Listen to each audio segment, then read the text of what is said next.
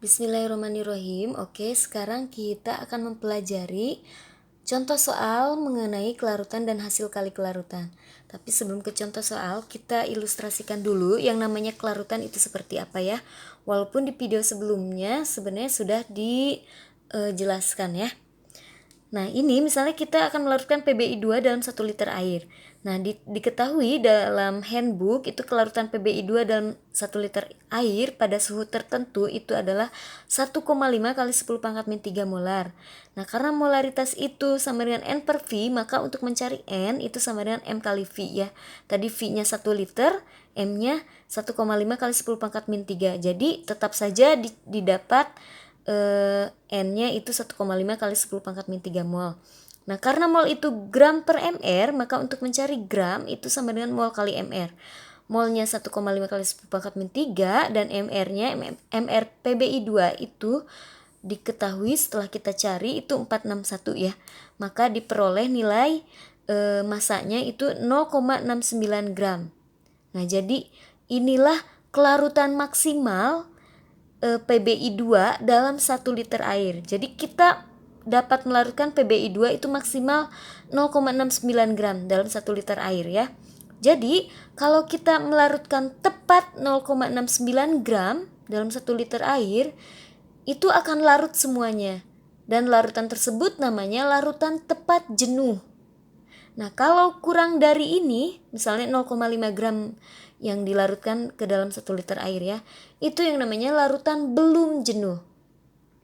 Tetapi kalau lebih dari ini, misalnya kita larutkan 1 gram ya, maka yang terjadi adalah ada yang mengendap dan ada yang larut. Yang larutnya tadi 0,69 gram, yang mengendapnya itu 0,31 gram sisanya ya. Nah, maka jika kita melarutkan lebih dari kelarutannya seperti tadi, akan terjadi sistem kesetimbangan antara fasa padat, ini yang endapannya ya, padat nih, fasa padat, solid, dengan yang larutnya atau fasa aqueous. Maka sistem kesetimbangannya akan seperti ini. Dan sudah kita pelajari di bab kesetimbangan yang semester 1, ada yang namanya KC atau tetapan kesetimbangan. Yang rumusnya itu konsentrasi produk per konsentrasi per reaksi ya. Produk per reaksi. Tapi yang dimasukkan ke dalam nilai KC itu hanya yang fasanya aqueous dan gas saja ya, yang solid dan liquid tidak dimasukkan. Jadi KC-nya akan menjadi seperti ini, PB2 konsentrasi PB2 plus kali konsentrasi I min pangkat 2, pangkat koefisiennya ya. Yang ini tidak dimasukkan. Nah, ini KC-nya. Dan KC-nya ini dalam sistem kesetimbangan ini itu dinamakan konstanta solubility product atau tetapan hasil kali kelarutan. Ini yang namanya KSP ya. Jadi untuk mencari KSP itu adalah konsentrasi ion-ion yang larut dipangkatkan koefisiennya ya. Kalau koefisiennya 1 ya sudah pangkat 1. Kalau koefisiennya 2 berarti pangkat 2 ya. Oke, kita ke contoh soal. Tuliskan persamaan tetapan hasil kali kelarutan atau KSP dari senyawa-senyawa berikut. Yang pertama ALOH 3 kali dan seterusnya. Oke, kita ionisasi atau tuliskan persamaan reaksinya terlebih dahulu ya. ALOH 3 kali itu akan terionisasi menjadi Al3 plus 3 OH-. Nah, maka KSP-nya Al3 konsentrasi Al3 plus pangkat 1 kan koefisiennya 1 ya, kali konsentrasi OH- pangkat 3 karena koefisiennya 3. Lalu Ag2CrO4 itu terurai menjadi Ag plus CrO4 2-. Ya, maka KSP-nya itu akan menjadi konsentrasi Ag plus pangkat 1 ya, kali konsentrasi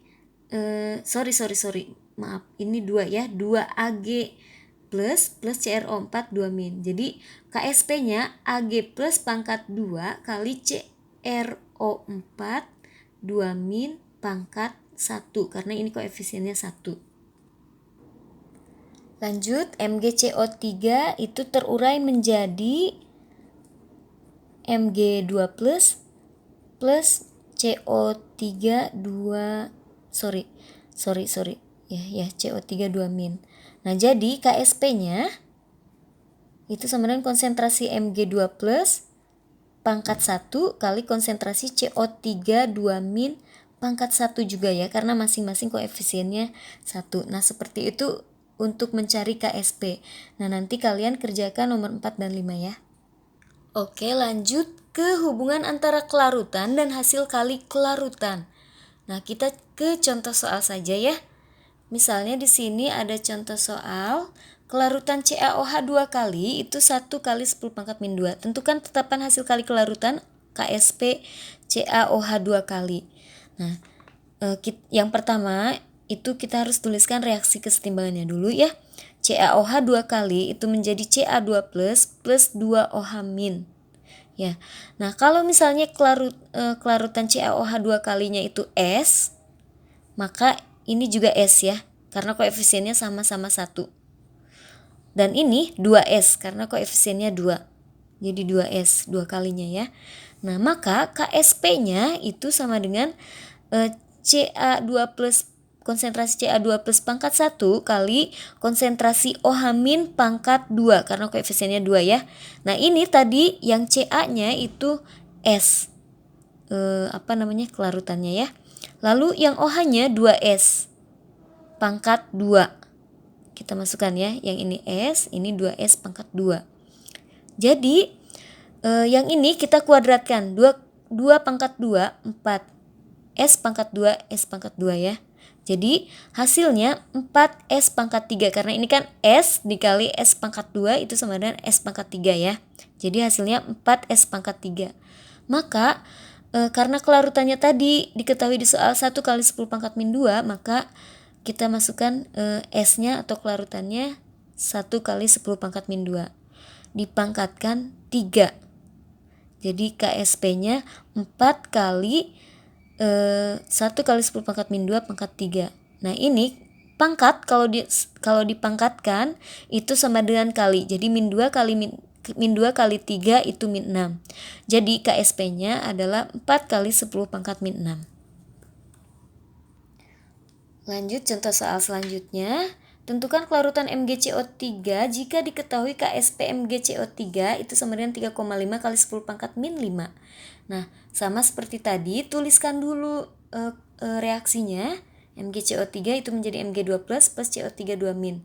Nah, kalau kelarutannya S berarti ini S ya, karena koefisiennya ini 1, 1, 1 semua. Nah, jadi KSP-nya sama dengan Mg2 plus pangkat 1 kali CO3 2 min pangkat 1 juga. Jadi ini S, kelarutan Mg itu S ya, dan CO3 S juga. Nah, jadi di sini kita peroleh S pangkat 2.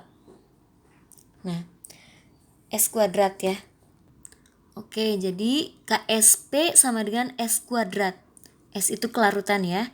Jadi untuk mencari S, biar kuadratnya hilang, diakarkan ya. Jadi S itu sama dengan akar dari KSP. Karena KSP-nya tadi 3,5 kali 10 pangkat min 5, jadi ini S-nya sama dengan akar dari ini ya.